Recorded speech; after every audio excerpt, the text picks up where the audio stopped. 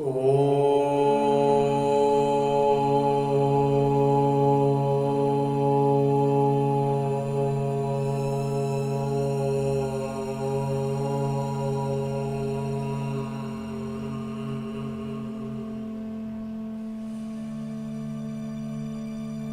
शांति। ओम शांति बाबा। बाबा ओम शांति। ओम शांति बाबा।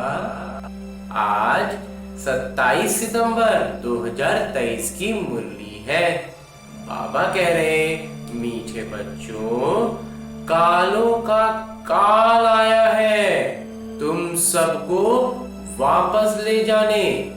इसलिए याद से विकर्मों का बोझ खत्म करो, अपने शरीर से मोह निकाल दो। जी बाबा। आगे मेरे बाबा प्रश्न पूछ रहे हैं कि भक्तों की कौन सी पुकार जब बाबा सुन लेते हैं तो भक्त खुश होने के बजाय दुखी होने लगते हैं। उत्तर बतला रहे हैं मेरे बाबा कि भक्तों पर जब दुख आता है तब कहते हैं, हे भगवान, मुझे इस दुख की दुनिया से ले चलो, मेरी इस पतित दुनिया में दरकार नहीं। लेकिन जब बाबा पुकार सुनकर ले जाने के लिए आते हैं तब रोते हैं। डॉक्टर को कहते हैं, ऐसी दवाई दो जो हम तंदुरुस्त हो जाएं। गीत है दूर देश का रहने वाला। ओम शांति। दूर देश में बाबा भी रहते हैं और तुम भी रहते हो। अब ये बाबा यहाँ क्यों आए हैं? पिता को क्यों याद करते हैं कि हे भगवान, आइए आकर के हमको वापस ले जाइए। ये आत्मा कहती है कि घर मुक्ति धाम ले जाइए। ये तो जैसे कालों के काल को पुकारते हैं। भक्ति मार्ग में समझ नहीं है कि हम किसको पुकारते हैं कि हमको इस पतित दुनिया के संबंध से छुड़ाकर साथ ले चलिए। हमको यहाँ रहने की दरकार नहीं है। और फिर कोई की आत्मा जब शरीर छोड़ती है तो कितने दुखी होते हैं, रोते पीटते हैं। एक तरफ तो बुलाते हैं कि बाबा आकर के हमको यहाँ से ले जाइए, इस शरीर से मुक्त करिए, परंतु जब मुक्त करते हैं तो रोते चिल्लाते हैं। भक्ति मार्ग में पुकारते हैं परंतु समझते नहीं हैं। पुकारते तो रहते हैं लेकिन समझ नहीं पाते हैं। सावित्री सत्यवान की कहानी है। वो तो एक आत्मा क्यों ले जा रहे थे परंतु सावित्री ले जाने नहीं दे रही थी। मनुष्य जब शरीर छोड़ते हैं तो शरीर में मोह होने के कारण आत्मा छोड़ना नहीं चाहती। डॉक्टर को कहते हैं कि ऐसी दवाई दो जो हम तंदुरुस्त हो जाएं। शरीर को हम छोड़ना नहीं चाहते। साथ में फिर कहते कि भगवान आइए और आकर के हमको साथ में ले जाइए। तो ये बात तो बढ़ एक तरफ कहते हैं कि भगवान हमको शरीर से अलग कदम ले जाइए, और जब शरीर से जाने की बात होती है तो शरीर से इतना मोह हो जाता है कि तुम छोड़े, इसको भी नहीं छोड़ेंगे। तो अभी तुम खुशी से चलते हो, लेकिन जब ज्ञान समझ में आ जाएगा तो फिर खुशी से चलेंगे। तो मनुष्यों का तो दुनिया में मित्र संबंधियों आदि में मोह है। अब पूछते हैं, क्या तुमको मित्र संबंधी आदि से छुड़ाऊं, ले जाऊं, फिर तुम इन संबंधियों को याद छोड़ो? तो बाबा कहते हैं पहले ही याद छोड़ लो, उनको याद करना। अंतकाल अगर बच्चे आदि को सिमरेंगे तो फिर ऐसा ही जन्म मिल जाए। तो बाबा कहते हैं तुम आत्माओं को शरीर से अलग कर मैं ले जाऊंगा, फिर तुमको मित्र संबंधियों आदि को याद नहीं करना पड़े। पिछाड़ी में यानी बाद में एक बाबा को ही याद करना है। अंत समय जब रहे तो बाबा ही याद आए, तो अंत समय कब है हमको पता थोड़ी है। इसलिए बाबा कहते हैं आदत में बना लेना है कि सिर्फ बाबा ही याद रहे। तो पुनर्जन्म में तो फिर यहाँ आना नहीं है। इसलिए देह सहित सबको भूलते जाओ, मुझ एक पिता को याद करो। जब तक तुम पवित्र नहीं बनेंगे तब तक तुमको ले नहीं जा सकता हूँ। अब मैं तुम आत्माओं को लेने आया हूँ, परंतु तुम्हारे ऊपर विकर्मों का बहुत बोझ है।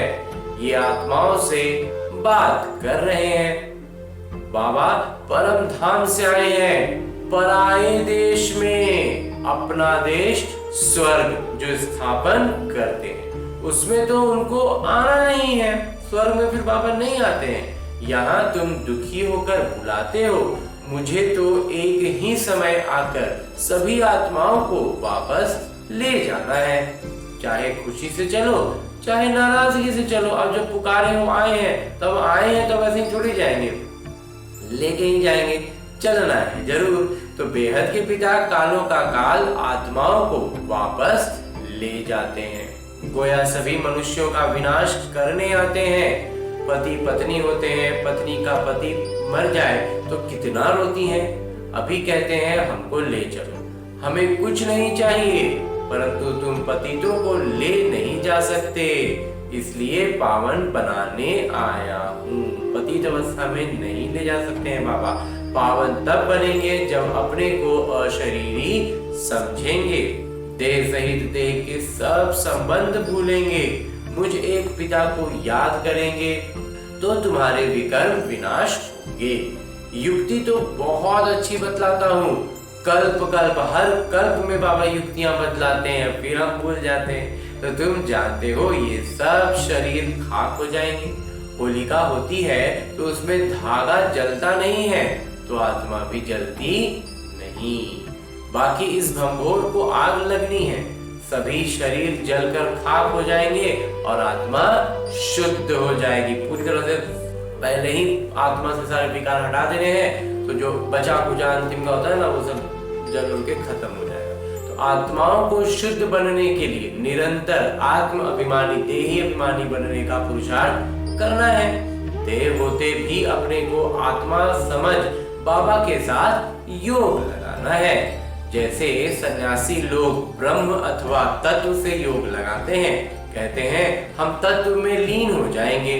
तत्व से बुद्धि योग लग जाता है, ऐसे नहीं कि शरीर छोड़ देते हैं। समझते हैं तत्व से अथवा ब्रह्म से हम योग लगाते लगाते ब्रह्म में लीन हो जाएंगे, इसलिए हम उनको ब्रह्म ज्ञानी, तत्व ज्ञानी कहते हैं।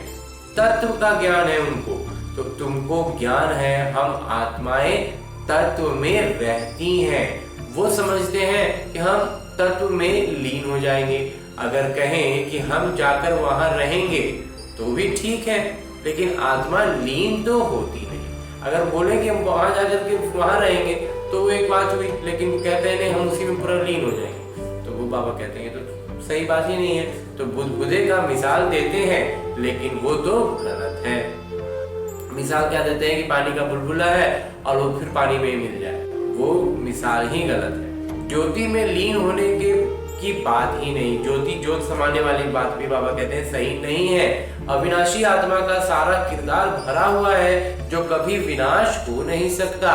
सन्यासी विकारों का सन्यास करते हैं, बाकी वापस तो कोई जाते नहीं, यहाँ ही पुनर्जन्म लेते रहते हैं। वृद्धि होती जाती है, सबको सतो रजो तमो से गुजरना ही है। नाटक में ये सब नून है। अभी तो देखो बीमारियां भी कितनी अनेक प्रकार की निकली हैं। पहले इतनी नहीं थी, बीमारियां भी नई नई आ रही है क्योंकि शरीर की अवस्था खराब हो रही है। नाटक में ये सारी नून है। तुम बच्चे जानते हो बाबा आए ही हैं सब आत्माओं को वापस ले जाने। कहते हैं बाबा हमको वापस ले चलिए। मुक्ति जीवन मुक्ति तो सबको मिलनी है, परंतु सब सतयुग में तो नहीं आ सकते। जो जो जिस समय आते हैं उस समय उस धर्म में ही फिर आना पड़ेगा। तुम जानते हो फलाने फलाने धर्म फलाने समय पर आते हैं।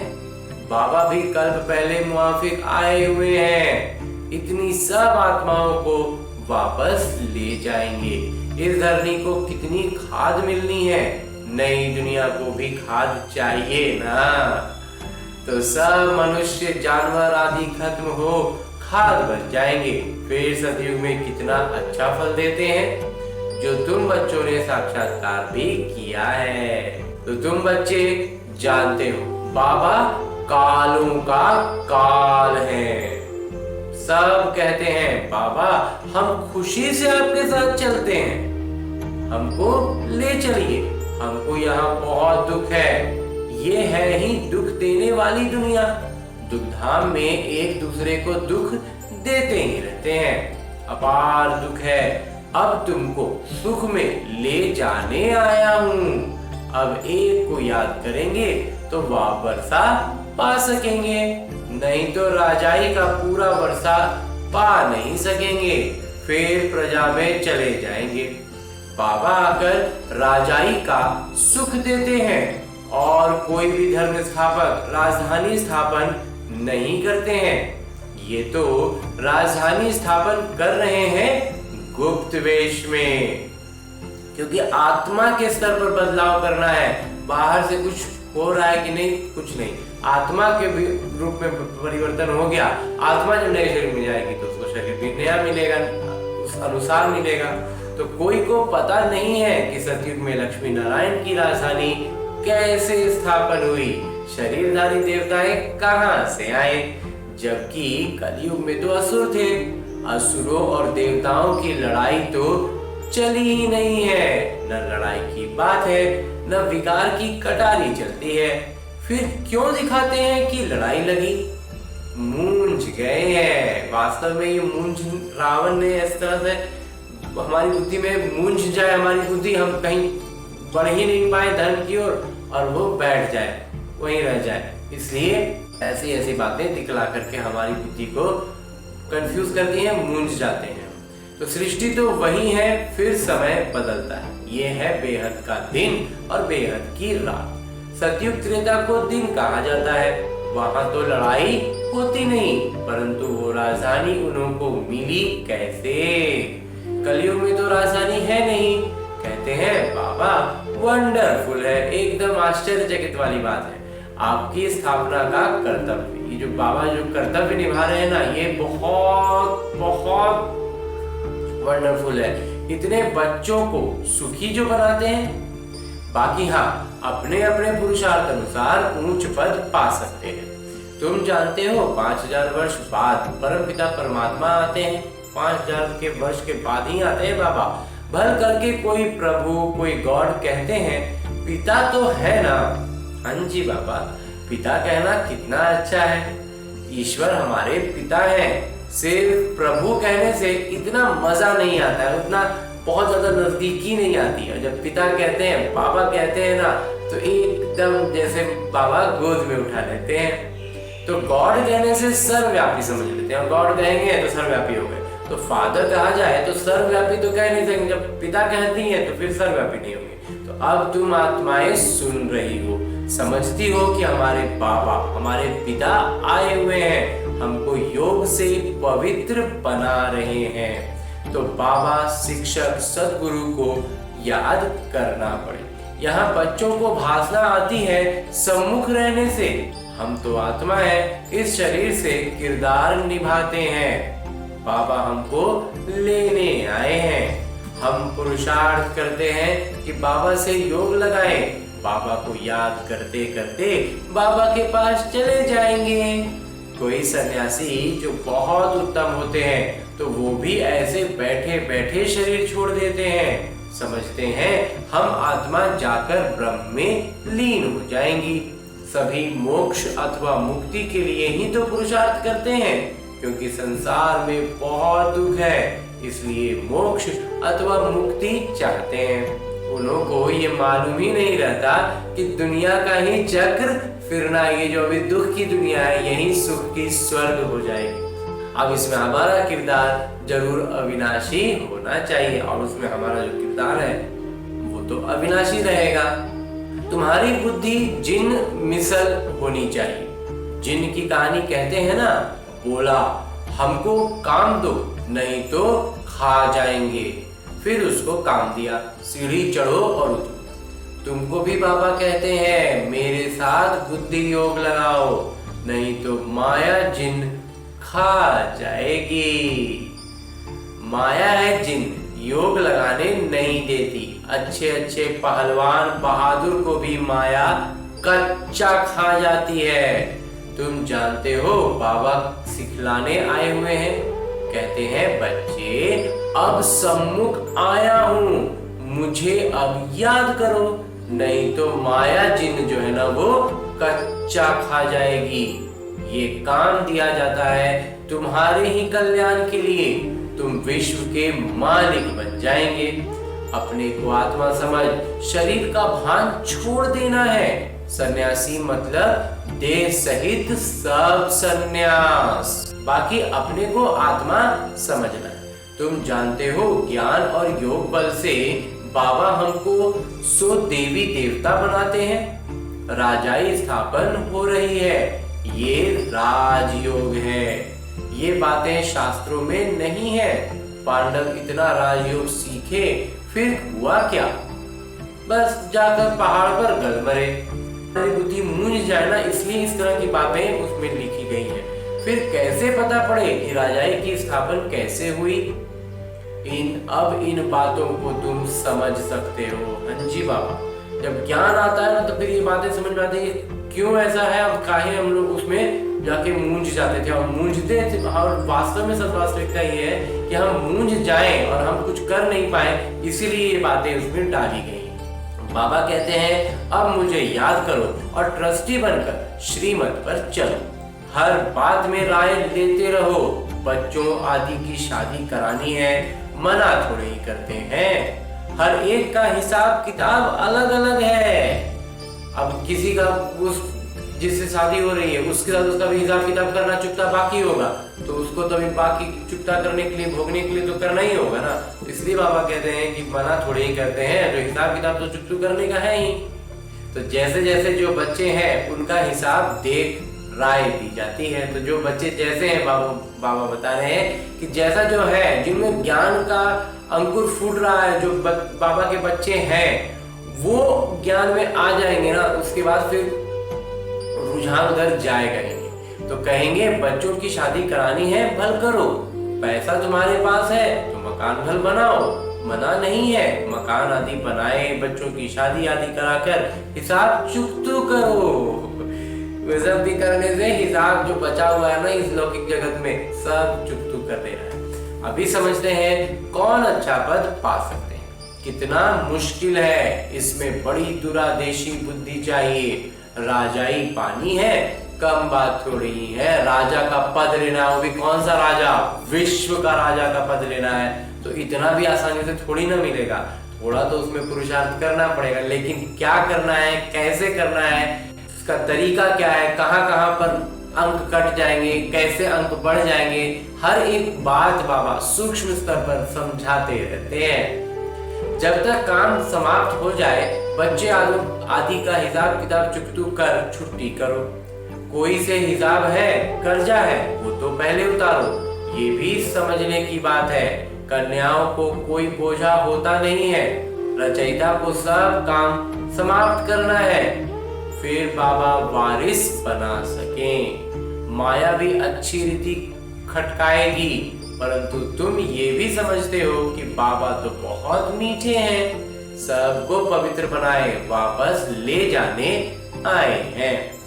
ऐसे पिता में तो बहुत प्रेम होना चाहिए, जो हमें वापस लेने आए हैं। हमने उनको पुकारा था, वो अब हमारी पुकार सुनकर आए हैं, तो हमें उनसे कितना प्रेम होना चाहिए। तो मीठी चीजें है ना, बाबा तो सबसे मीठे हो गए। तो सतयुग में अपार सुख है, इसलिए स्वर्ग को सब याद करते हैं। कोई मरता है तो कहते हैं स्वर्ग पधारा, कितना मीठा नाम है। जो पास हो जाता है उसको फिर भक्ति मार्ग में नाम पाला रहता है। सतयुग त्रेता में तो ये बातें होती ही नहीं है। तो बाबा ने जिन का काम दे दिया है, अपने को आत्मा समझ मुझे याद करो, नहीं तो माया रूपी जिन तुमको खा जाएगा। याद करना पड़े, याद में रहना जरूरी है। आत्मा निश्चय कर बाबा को याद करना है। हाँ, शरीर निर्वाह अर्थ कर्म तो करना ही है। 8 घंटा तो शरीर निर्वाह के लिए चाहिए, क्योंकि तुम कर्म योगी हो। फिर तुम पुरुषार्थ करो, 8 घंटा अपने पुरुषार्थ के लिए भी निकालो। अपने को ऐसे समझो कि बस हम बाबा के बन गए। बस यही बुद्धि में रखना है कि हम तो बाबा के बन गए। 8 घंटा लौकिक जो कार्य होता है उनको करना है, और 8 घंटा बाबा के याद का, बाबा के कार्य में, विश्व कल्याण की सेवा में अपना पुरुषार्थ लगाना है। और बाकी का 8 घंटा तो एकदम निजी होता है, जिसमें सोने वगैरह का काम होता है। तो ये शरीर तो पुराना है, इससे ममत्व मिट जाना है। मिटते मिटते, याद करते करते अगर किसी का ममत्व रह गया तो राज्य भाग्य पा नहीं सकेंगे। विश्व का मालिक बनने में मेहनत चाहिए। विश्व का मालिक बनना है तो उतना मेहनत तो करना होगा। बाबा आए हैं दुखधाम से मुक्त कर ले जाने के लिए, इसलिए उनको मुक्तिदाता, पथ प्रदर्शक, पतित पावन कहते हैं। पंडा भी हैं। समझाना है रावण राज्य का विनाश और राम राज्य की स्थापना करने बाबा को आना पड़ता है। वहीं शांति की स्थापना करते हैं। उनको, उनके जो मददगार बनते हैं उनको शांति पुरस्कार मिलती है। शांति स्थापन करने वाले ही शांति का राज्य देते हैं। वहीं परम प्रिय मेरे बाबा हैं जो हमको कल्प कल्प वर्षा देते हैं। जितना श्रीमत पर चलेंगे तो श्रेष्ठ बनेंगे। तुम जानते हो श्री श्री से हम श्री लक्ष्मी श्री नारायण बनते हैं। 21 जन्मों के लिए सूर्यवंशी चंद्रवंशी राजधानी स्थापन हो रही है। अच्छा, मीठे मीठे सिकिलते बच्चों प्रति माता पिता बाबा का याद प्यार और आशीर्वाद। रूहानी बाबा की रूहानी बच्चों को नमस्ते। हम रूहानी बच्चों की ओर से रूहानी बाबा को याद प्यार और प्रणाम। धन्यवाद बाबा, धन्यवाद। मुरली के लिए भी धन्यवाद, और इस अनूठे अलौकिक ब्राह्मण जीवन के लिए भी बहुत बहुत बहुत धन्यवाद बाबा, बहुत धन्यवाद। धारणा है कि दुरादेशी बन कर्म बंधन को समाप्त करने हैं। कोई भी हिसाब किताब व कर्जा है तो उससे उतार, हल्का बन वारिस बन जाना है। यहाँ का हिसाब किताब जितना चुकता होता जाएगा बाबा के वारिस बनते जाएंगे। तो कर्म योगी बन कर्म भी करना है, साथ साथ 8 घंटा स्व के पुरुषार्थ में देना है। सभी से ममत्व जरूर मिटाना है। और आगे मेरे बाबा वरदान दे रहे हैं। वरदान देते हुए मेरे बाबा कहते हैं, प्रवृत्ति में रहते भी समर्पित हो, सेवा की धुन में रहने वाले बाबा के दिल तख्त नशीन भव। तो लौकिक रीति से तो हम प्रवृत्ति मार्ग में रहें, लेकिन मन से हमारे अंदर समर्पण भाव हो, और जब ऐसा समर्पण भाव होगा तो सेवा की धुन लगातार बनी रहेगी। बाबा की सेवा में निरंतर अपना पुरुषार्थ करते रहेंगे तो बाबा के दिल तख्त नशीन बन जाएंगे। तो जो बच्चे प्रवृत्ति में रहते भी समर्पित हैं, उनके सहयोग से सेवा का वृक्ष फलीभूत हो जाता है। उनका सहयोग ही वृक्ष का पानी बन जाता है। जैसे वृक्ष को पानी मिलने से अच्छा फल निकलता है, ऐसे श्रेष्ठ सहयोगी आत्माओं के सहयोग से वृक्ष फलीभूत होता है। ऐसे सेवा की धुन में सदा रहने वाले, प्रवृत्ति में रहते समर्पित हो चलने वाले बच्चे बाबा के दिल तख्त नशीन बनते हैं। अंजी बाबा। और अंत में स्लोगन है, मुरली का उपदेश है कि कम से कम समय में संकल्पों को मोड़ने और विराम लगाने की युक्ति सीख लो तो बुद्धि की शक्ति व्यर्थ नहीं जा सकती। ये जो हमारी बुद्धि है ना, उसमें बहुत शक्ति है, लेकिन वो इधर उधर बहुत व्यर्थ जाता है। बाबा कहते हैं अगर इनको कम से कम करने का, संकल्पों को मोड़ने का कोई व्यर्थ है, उसको फटाक से उसको समर्थ की ओर मोड़ दिए, विराम लगा दिए। ये कला जब आ जाएगी ना तो हमारी बुद्धि की जो शक्ति है ना, वो स्वाभाविक रूप से एहसास होने लगेगा कि काफी ऊपर उठ रहा है, क्योंकि व्यर्थ होने का चीज उससे खत्म होते जा रहा है। इतना व्यर्थ में बर्बाद होता है, इतना व्यर्थ बर्बाद होता है कि सिर्फ उसको रोकने मात्र से हमारी स्थिति में बहुत का अंतर पड़ जाता है। और आज की मुरली के बाद मेरे बाबा अव्यक्त इशारे दे रहे हैं कि जो बच्चे सदा उमंग उत्साह में रहते हैं, सदा उमंग उत्साह में रहते हैं, उनके सामने कोई भी समस्या ठहर ही नहीं सकती।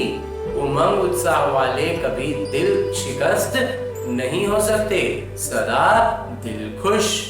तो उमंग उत्साह तूफान को तोहफा, पहाड़ को रुई बना देता है। उत्साह किसी भी परीक्षा व समस्या को मनोरंजन अनुभव कराता है, इसलिए कभी भी उत्साह कम नहीं होना चाहिए। अंजी बाबा पूरा जितना बाबा की याद में रहते जाएंगे उतना ज्यादा उत्साह और उमंग बढ़ता रहेगा, फलीभूत होता रहेगा, एकदम ऊपर ऊपर उफान पर रहेगा। और जहां व्यर्थ की बातों में उलझे वो उमंग उत्साह ठंडा पड़ने लगेगा। अच्छा, ओम शांति बाबा, ओम शांति।